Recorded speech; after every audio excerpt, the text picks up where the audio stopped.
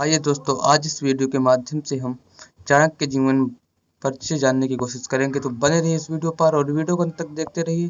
Channel को subscribe कर लें, वीडियो को लाइक कर दें तथा शेयर कर दें और वीडियो में किसी प्रकार की कमी को कमेंट के माध्यम से अवश्य सूचित करें। आपके कमेंट का जवाब दिया जाएगा। धन्यवाद। तो आइए शुरू करते हैं। कौन थे चाणक्य? एक समय की बात है कि एक आदमी की बात बताई जा रही है जो कह रहे थे कि मित्र, इस कुश को खोदकर इसमें मट्ठा क्यों डाल रहे हो? इसका कांटा मेरे पैर में घुस गया है। मैंने कांटा तो निकाल दिया, किंतु यह किसी के पैर में न चुभे, इसलिए इसे जड़ से नष्ट कर देना चाहिए। ऐसी शब्दों का वर्णन हमारे इतिहास में आता है।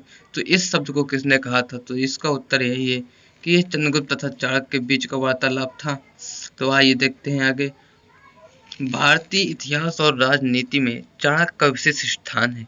शासन के विविध पहलुओं का जैसा सार गर्भित विवेचन उनके ग्रंथ अर्थशास्त्र में है, वैसे तो संभवतः विश्व के प्राचीन और आधुनिक किसी भी राजनीति शास्त्र में विचारक ने नहीं किया। अतः चाणक्य की गिनती विश्व के राजनीति शास्त्र के महानतम चिंतकों में से की जाती है।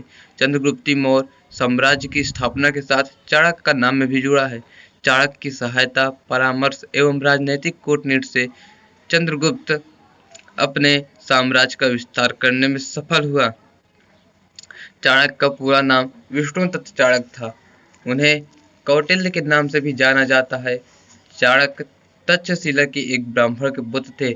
बाल्यकाल में ही पिता की मृत्यु हो जाने पर चाणक्य का पालन पोषण उनकी माता ने किया। तक्षशिला में रहकर उन्होंने ज्ञानार्जन के साथ साथ दर्शन का भी अध्ययन किया। चाणक्य परम विद्वान थे, परंतु बहुत क्रोधी एवं उग्र स्वभाव के थे। युवा होने पर चाणक्य जीविका चलाने के लिए मगध साम्राज्य की राजधानी पाटलिपुत्र पहुंचे। वहां मगध के नंदवंशी शासक घनानंद से उनकी भेंट हुई। सम्राट ने चाणक्य को पाटलिपुत्र की दानशाला का प्रबंधक नियुक्त किया। कटु और उग्र स्वभाव होने के कारण चाणक्य को वहां से निकाल दिया गया। उन्होंने इसे अपना अपमान समझा और सम्राट घनानंद तथा नंदवंश के विनाश करने की प्रतिज्ञा ले ली।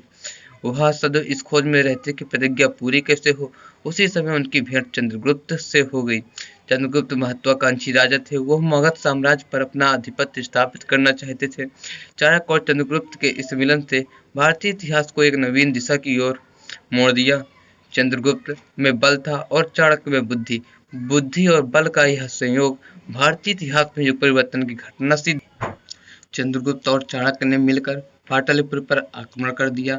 घनानंद की प्रबल सैन्य शक्ति के कारण वे पराजित हो गए। साम्राज्य की शक्ति सदस्य केंद्र में स्थित रहती है और सीमांत क्षेत्र में तीव्र।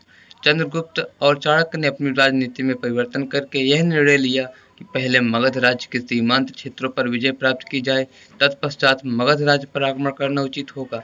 इस नवीन योजना के अनुसार चंद्रगुप्त और चाणक्य ने पंजाब पर आक्रमण किया और विजय प्राप्त की। इसके पश्चात चंद्रगुप्त पर एक विशाल सेना लेकर पाटलिपुत्र पहुंचा। इस युद्ध में घनानंद मारा गया। चंद्रगुप्त ने चाणक्य की सहायता से मगध पर अधिकार प्राप्त कर लिया। चाणक्य ने चंद्रगुप्त का विधिवत राज्य अभिषेक कर 321 ईसा पूर्व में उसे मगध का सम्राट घोषित कर दिया। चाणक्य की बुद्धिमत्ता और कूटनीति के कारण चंद्रगुप्त ने उन्हें अपना प्रधानमंत्री और परामर्शदाता नियुक्त कर दिया। चाणक्य ने जीवन के अंतिम समय तक मौर्य साम्राज्य की बहुत सेवा की। चाणक्य ने राजतंत्र को एक सर्वाधिक उपयोगी संस्था माना जाता है। उनके अनुसार राजा को धर्मनिष्ठ, सत्यवादी, कृतज्ञ, बलशाली, वृद्धों का सम्मान करने वाला, उत्साही, विनयशील, विवेकी, निर्भीक, न्यायशील, मृदुभाषी तथा कार्य निपुण होना चाहिए। उसे काम, क्रोध, मद, मोह, अहंकार, ईर्ष्या, द्वेष आदि दुर्गुणों से दूर रहना चाहिए। इस प्रकार राजा में न केवल राजा के ही गुण वरन श्रेष्ठ व्यक्तियों के सभी गुण होने चाहिए। चाणक्य के अनुसार राज्य का यह कर्तव्य है कि आकस्मिक और प्राकृतिक आपदाओं से नागरिकों की रक्षा करे। राज्य को अपंग, शक्तिहीन, वृद्ध, रोगी और दीन दुखियों का पालन पोषण करना चाहिए। राज्य की शिक्षा की व्यवस्था करनी चाहिए। राज्य का यह कार्य है कि साहूकार, व्यापारी, जादूगर, शिल्पी, नट, शास्त्रीय अधिकारी और कर्मचारी आदि के शोषण पीड़न से प्रजा की भली भांति रक्षा करनी चाहिए। व्यापारी अनुपयुक्त दर से क्रय विक्रय न कर सकें, इसके लिए राज्य को चाहिए कि वे नियम निर्धारित करें। राज्य के इन कार्यों से विदित होता है कि चाणक्य ने आधुनिक लोक कल्याणकारी राज्य की कल्पना कर ली थी। उन्होंने प्रजाहित को राज्य का लक्ष्य मान लिया था। चाणक्य वर्षा न होने के कारण अकाल के समय सैकड़ों साधुओं को नित्य भोजन कराते थे। चाणक्य एक व्यवहार कुशल राजनीतिक थे। उन्होंने नीति पर भी एक पुस्तक लिखी है। उसमें उनके ऐसे विचार हैं जिनसे पता चलता है कि मौर्य साम्राज्य के निर्माता जिस कार्य में असफल रहे, उन्होंने राजतंत्र का समर्थक होते हुए भी निरंकुश शिक्षाचारी शासन का विरोध किया। चाणक्य आज भी आधुनिक राजनीतिक विचारों को चिंतकों में अग्रणी माने जाते हैं। ऐसे थे हमारे चाणक्य। तो आइए अब अगले वीडियो पर मिलते हैं। तब तक के लिए बने रहिए आप हमारे चैनल की वीडियो के साथ। तब तक के लिए धन्यवाद।